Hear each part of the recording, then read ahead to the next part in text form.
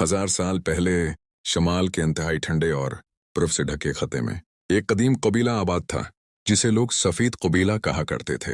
ये लोग सख्त सर्द मौसम से लड़ने के माहिर थे। वो बर्फ के बने टीलों के दरमियान लकड़ी और पत्थर के मजबूत घर बनाते, जानवरों की मोटी खालों से कपड़े तैयार करते और अपने घरों के बाहर बड़े बड़े इलाव जलाकर गर्मी पैदा करते थे। इन्हीं लोगों में एक नौजवान रहता था, आरमीन। आरमीन ज़हीन था, मासूम था और सवाल पूछने वाला था। उसके बाप दादा कबीले के नक्शा साज थे।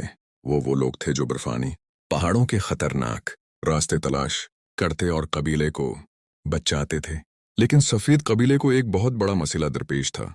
उनकी खुराक और नमक दूसरे कबीलों से आता था, लेकिन बर्फानी तोदे बार बार दर्रों के रास्ते बंद कर देते थे। जरगा रास्ता खोलता, फिर कुछ दिन बाद वही रास्ता दोबारा बंद हो जाता। एक दिन सरदार ने ऐलान किया, हमें मुस्तकिल हल चाहिए, ऐसा रास्ता जो कभी बंद ना हो। ये बात आरमीन के दिल में घर कर गई। उसने सोचा, शायद कोई पुराना नक्शा मौजूद हो, कोई ऐसा रास्ता जो सब भूल चुके हों। आरमीन ने अपने दादा का पुराना लकड़ी का संदूक खोला। अंदर बहुत से नक्शे थे और फिर उसे एक पुराना टूटा हुआ परगामेंट मिला।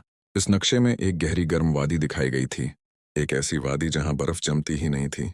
कबीले में लोग कहते थे कि वो रास्ता बहुत दौर है और उस तक पहुंचना मुश्किल है, इसीलिए कभी इस्तेमाल नहीं हुआ।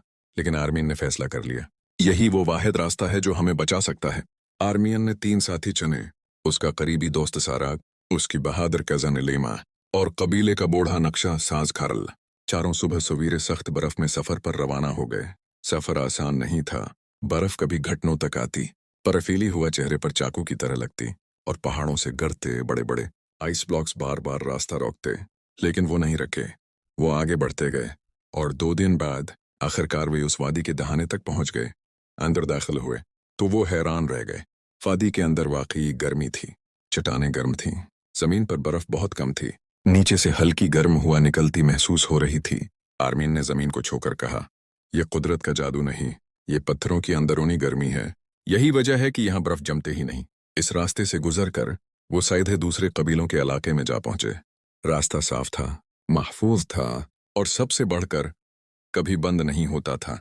दूसरे कबीलों के सरदार आरमीन की बात सुनकर हैरान रह गए। आरमीन ने उन्हें नक्शा दिखाया और कहा, अगर हम सब ये रास्ता मिलकर इस्तेमाल करें तो तिजारत भी तेज होगी और हम सबके मसाइल कम हो जाएंगे।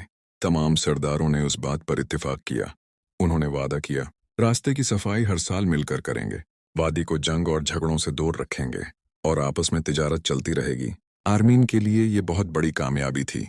वापस लौटने पर सफ़ीद कबीले ने आरमीन का शानदार इस्तकबाल किया। सरदार ने जरगा के सामने कहा, आरमीन, तुमने हमारे मुस्तकबल को बचा लिया है। आज से तुम हमारे नए नक्शा साज हो।